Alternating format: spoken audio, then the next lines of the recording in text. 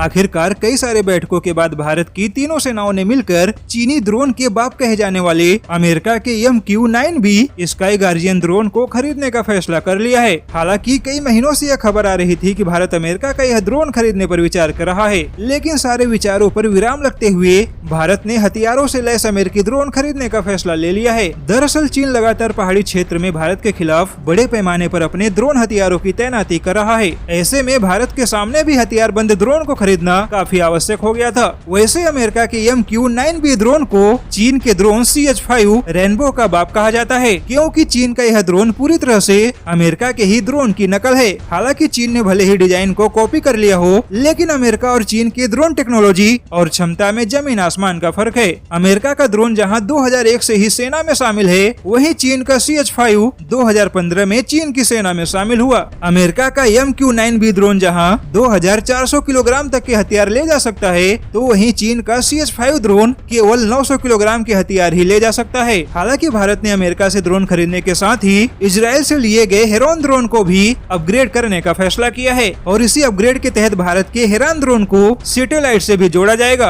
दरअसल टेक्नोलॉजी के समय में ड्रोन हथियारों की डिमांड काफी बढ़ गई है। वहीं ड्रोन हथियार दुश्मन की सेना में कितनी तबाही मचा सकता है, इसका सबूत आर्मेनिया और अजरबैजान के बीच छिड़े युद्ध में भी देखा जा सकता है। फिलहाल भारत के पास जो हेरॉन ड्रोन है, उसका इस्तेमाल दुश्मन की निगरानी करने और बिना दुश्मन की नजर में आए दुश्मन देश की जासूसी करने में काम आती है। लेकिन अब भारत जो अमेरिका का MQ-9B स्काई गार्जियन ड्रोन खरीदेगा, वह पूरी तरह से अपने आप में किसी लड़ाकू जहाजों से कम नहीं होगा। अमेरिका का यह ड्रोन न केवल चीन के छक्के छुड़ा देगा, बल्कि पहाड़ी क्षेत्र में चीन की सारी तैयारियों और मंसूबों को ध्वस्त कर देगा। क्योंकि चीन ने भले ही नकल करके अपना ड्रोन बना लिया हो, लेकिन ओरिजिनल तो ओरिजिनल ही होता है।